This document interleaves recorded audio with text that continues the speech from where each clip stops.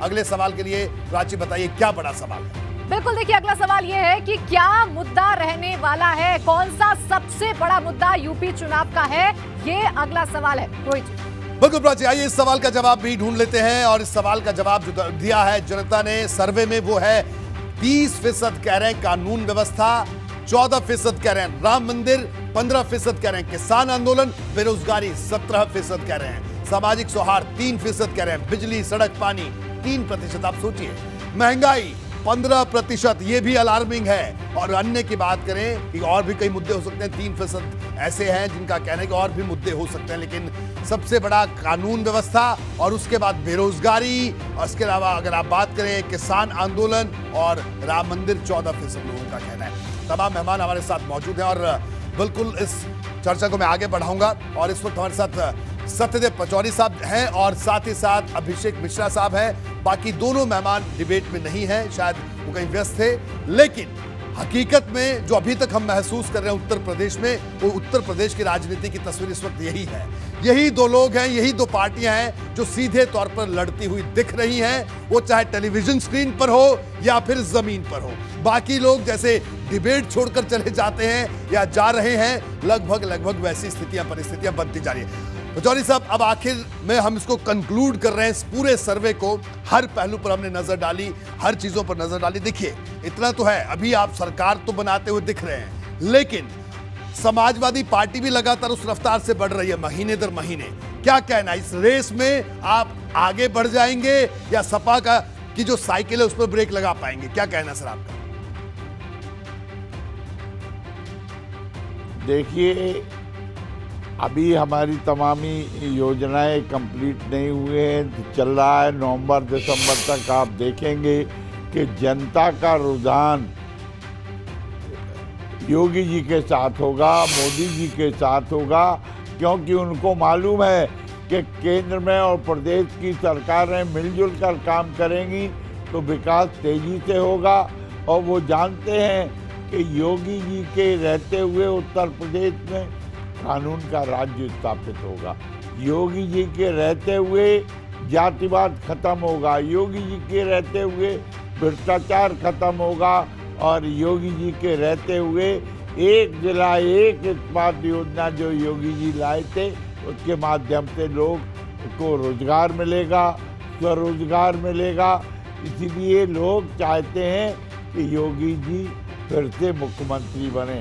इसलिए ये जैसे जैसे चुनाव नजदीक आएगा, लोगों का रुझान योगी जी के प्रति बढ़ेगा और फिर से योगी आदित्यनाथ जी उत्तर प्रदेश के मुख्यमंत्री बने। जी अभिषेक जी, आपके पास आऊंगा। आपने देखा पचौरी साहब का कहना है कि उनको पूरा विश्वास है कि अभी धीरे धीरे और आगे बढ़ेंगे, लेकिन जो आपकी बढ़त है उनका कहना है कि वो बढ़त पिछड़ जाएगी। क्या कहना आपका सर?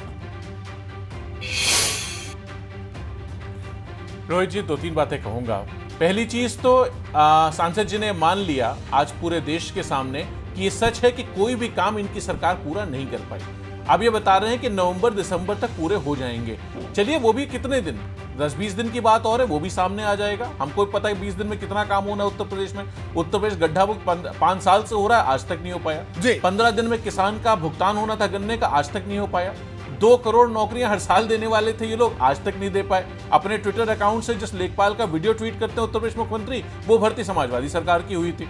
तो ये बिल्कुल निश्चित रूप से आप मान के चलिए रोहित जी, बिल्कुल साफ है। आप अगर डेटा देखेंगे, आप अभी डेटा बता रहे थे, मैं उसको लिख लिया है मैंने, कि डेटा अगर आप देखेंगे तो पूरी क्लियरली ये जो डेटा आया है, 45% लोग आज उत्तर प्रदेश में माननीय मुख्यमंत्री श्री अखिलेश यादव जी का पिछली 2012-17 जो उन्होंने सरकार चलाई उसको याद कर रहे हैं, और 7% लोग ऐसे हैं जो अभी हिम्मत नहीं कर पाए बोलने की, वो भी बोल देंगे जी। और आप अगर देखें तो जो 41% का डेटा आया है मुख्यमंत्री के लिए और जो सरकार के लिए, वो सेम आया है जो कि लोगों के एक दूसरे के लिए आया। तो ये अगर सेकंड वेरिफिकेशन है, मैं दोबारा डेटा पे पॉइंट कर रहा हूं, ये सेकंड वेरिफिकेशन है कि 45% का डेटा भी गलत है, 47% का भी गलत है। ये डेटा फिर भी ठीक हो सकता है जो 40 और 41% का है, क्योंकि ये वही लोग हैं जो भाजपा के वोटर्स हैं, उनसे पूछा गया तो उन्होंने दोनों के लिए हाँ कहा है, सरकार के लिए भी और माननीय योगी आदित्यनाथ जी के लिए भी जो आज मुख्यमंत्री हैं। लेकिन ये जो डेटा आया है जहां आपने देखा कि 45% क्लियरली आज माननीय अखिलेश यादव जी के साथ खड़े हैं, और ये ट्रेंड इंक्रीजिंग ट्रेंड है। आपने पहले 28% फिर 29 33%, आज 32%, इस सवाल में 45%। तो 28 से 45% की दूरी इस डेटा, आपका डेटा कह रहा है कि हमने तय की है। जो आप मुद्दे देखेंगे, दूसरा एक और डेटा जो आपका वेरीफाई कर रहा है, देखिए बिल्कुल से ये चीज भी क्रॉस वेरीफाई हो रही है आपके डेटा में। मैं इनफैक्ट कहना चाहूंगा ये डेटा पॉइंट सही निकल के आ रहे हैं कि जनता आम चर्चा कर रही है कि बीएसपी खत्म हो गई, बीएसपी का कोई अस्तित्व नहीं बचा। अब वही चीज आप डेटा, और जब से मायावती जी ने यह कह दिया कि हमें सपा को हराने की जरूरत पड़ी तो हम भारतीय जनता पार्टी के साथ चले जाएंगे, तब से पूरा उत्तर प्रदेश समझ गया है कि बीएसपी, सच पूछिए तो भाजपा की ही बी टीम है और उन्हीं के इशारे पे काम कर रही है, उन्हीं के बताए रास्ते पे चल रही है, और जिसको कहेंगे उसी हिसाब से वो टिकट देंगे। तो कोई भी आदमी अब इस बार बीएसपी को वोट नहीं देने जा रहा। यही चीज आपकी यहां आई, माननीय मायावती जी को कितने लोग मुख्यमंत्री देखना चाहते हैं, डेटा पॉइंट गिरा रहा हूं आपको। यही चीज आई, क्या बीएसपी रेस में है, और यही चीज निकल के आई सीटों में। तो 3 पॉइंट से आपका डेटा वेरीफाई हो रहा है। बीएसपी पूरी तरह खत्म है, उत्तर प्रदेश में कोई भविष्य नहीं बचा।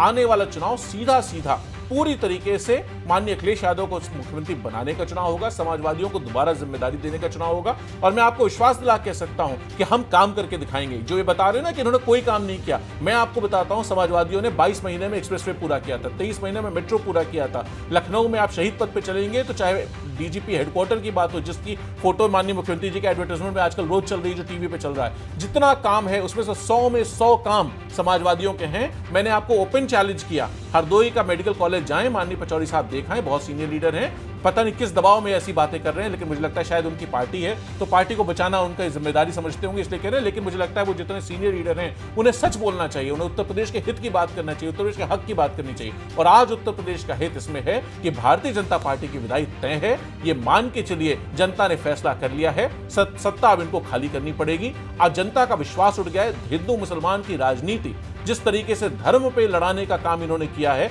जनता ने इसको पूरी तरह नकार दिया है। और ये जातिवाद की बात करते हैं, जातिवाद का मैं उदाहरण, आप आज उत्तर प्रदेश के जितने थाने हैं, जितने विधानसभाएं में, ठीक है अभिषेक जी, क्या पुलिस आती है, अभिषेक जी, जितने में सीओ हैं, जितने जी, अब मैं आपको रोकूंगा। आपने बड़े पूरे विस्तार से आपने अपनी बात कही, लेकिन मुझे लगता है इस बात को कंक्लूड करना होगा, क्योंकि पचौरी साहब बड़े ध्यान से आपकी तमाम बातों को सुन रहे थे। पचौरी साहब क्या कहना आपका? जातिवादी तो कोई है ही नहीं जी। सत्यदेव पचौरी साहब क्या कहना आपको? अभिषेक मिश्रा भी उत्साह से लबरेज है और उनका कहना है कि आने वाले दिनों में उनकी पार्टी की जो रफ्तार है ये और बढ़ेगी, आपकी रफ्तार, आप तक ये पहुंच जाएंगे, इससे आपसे आगे रेस में। नहीं, देखिए उम्मीद से ही सारी चीज़ें होती हैं और मुझे अभिषेक पे प्रसन्नता हो रही है कि ब्यूरोक्रेट से ये बहुत अच्छे एनालिस्ट बन गए हैं। आप बड़ी अच्छी चीज़ों को रखते हैं और लेकिन हकीकत जो है आज योगी जी के पक्ष में है उत्तर प्रदेश में, इसको हमें स्वीकारना चाहिए। राजनीति में जय और पराजय लगी रहती है, इससे निरुत्साहित नहीं हो भाई। अभिषेक जी बहुत अच्छी तरह उत्साह से काम करो। धन्यवाद जी। बिल्कुल पचौरी साहब, आपका बहुत बहुत शुक्रिया चर्चा में शामिल होने के लिए। और रोहित जी, पचौरी साहब का भी आशीर्वाद मिल गया हम लोग सरकार बनाने के लिए, धन्यवाद देता हूं उनको। भाई पचौरी साहब, अभिषेक मिश्रा साहब तो कह रहे हैं कि आशीर्वाद मिल गया आपका इनको। हमारा छोटों को हमेशा आपने देखा पूरे आशीर्वाद देश के सामने दिया। जी जी बिल्कुल। तो सत्यदेव पचौरी साहब, आपका एबीपी गंगा से जुड़ने के लिए आपका बहुत बहुत शुक्रिया। प्रणाम करता हूं। जी जी, प्रणाम करता हूं पचौरी साहब जी। अभिषेक मिश्रा साहब, आपका भी बहुत बहुत शुक्रिया। तो भारतीय जनता पार्टी के सांसद और वरिष्ठ नेता सत्यदेव पचौरी साहब हमारे साथ मौजूद थे और अभिषेक